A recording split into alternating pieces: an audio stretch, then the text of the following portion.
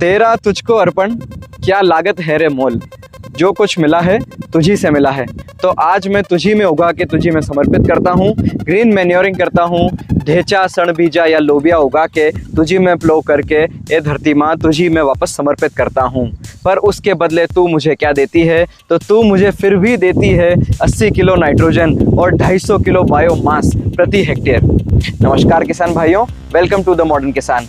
मैं हूं तनय जैन और आज हम बात करेंगे ग्रीन मैन्योरिंग की, यानी कि हरी खाद की, जिसे बोने का जो सही समय है वो होता है मई, जून, जुलाई, अगस्त। जैसे ही बारिश की पहली शावर्स आती है, हम अपने खेतों में ग्रीन मैन्योरिंग करने के लिए जो है हरी खाद लगा सकते हैं।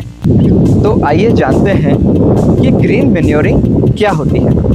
तो बहुत ही सिंपल शब्दों में मैं आपको समझाता हूँ कि जो भी हमारे घर में एक्स्ट्रा बीज होते हैं वह बारिश आने के टाइम पे खेत में आप बिखेर दीजिए, स्पेशली ढेचा, सण बीजा या चवला। और जब वो अपनी वेजिटेटिव ग्रोथ को अचीव कर लेते हैं, 45 डेज़ के हो जाते हैं, फ्लावरिंग स्टेज के पहले पहले आप उनको खेत में वापस मिला दीजिए। तेरा तुझको अर्पण कर दीजिए और खेत में वापस मिक्स कर दीजिए, ताकि उनमें जो भी तत्व हैं वो आपके खेतों में मिल जाए। अब हमें ग्रीन मैन्योरिंग क्यों करनी है? हमें ग्रीन मैन्योरिंग इसलिए करनी है क्योंकि यह खेती में खाद देने का सबसे सस्ता, सबसे अच्छा और सबसे प्राकृतिक तरीका होता है। इसमें आपकी ज़मीन का स्ट्रक्चर सुधरता है, सॉइल का स्ट्रक्चर सुधरता है, ज़मीन में नाइट्रोजन फिक्सेशन होता है, मतलब नेचुरल वे में जो मिट्टी है उसको नाइट्रोजन की उपलब्धता होती है। और यह दूसरी जो चीज़ होती है, जैसे दीमक हैं या खरपतवार के बीज हैं, उनको भी नाश करता है। जैसे बारिश की पहली बौछार आती है और जितने भी ज़मीन में बीज होते हैं वो उगते हैं, तो वापस से उनको हम हमारी ज़मीन में प्लो करते हैं, हैरो करते हैं और मिक्स कर देते हैं। तो ग्रीन मैन्योरिंग के 3 मुख्य तरीके हैं, ढेचा, सण बीजा और लोबिया। अब आइए जानते हैं एक एक करके कि सबका क्या महत्व होता है। ये होता है ढेचा। इस बीज को ध्यान से देखिए।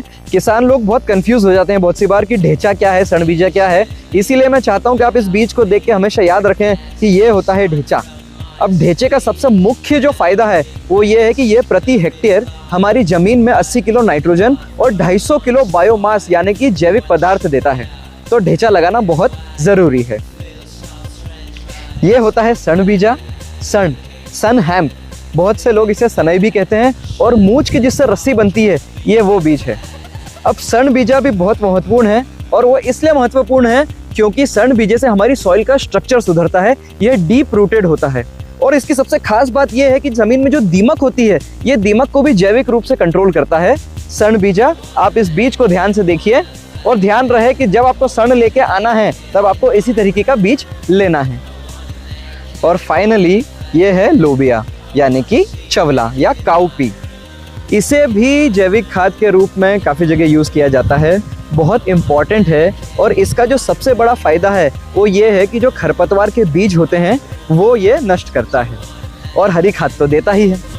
तो किसान भाइयों, एक बार फिर ढेचा, सण बीजा और लोबिया, ये 3 हरी खाद हम हमारे खेतों में जब बारिश होने वाली होती है उसके पहले लगा सकते हैं, या मई जून के महीने में भी लगा के इसको और पानी दे के भी कर सकते हैं।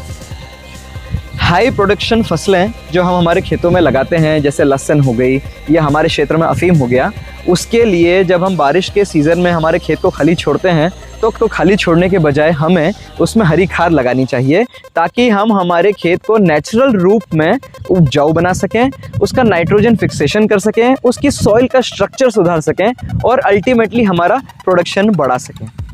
तो बने एक मॉडर्न किसान और अपने खेतों में हरी खाद लगा के अपनी मिट्टी को उपजाऊ बनाएं, उसका स्ट्रक्चर सुधारें और नाइट्रोजन फिक्सेशन करें।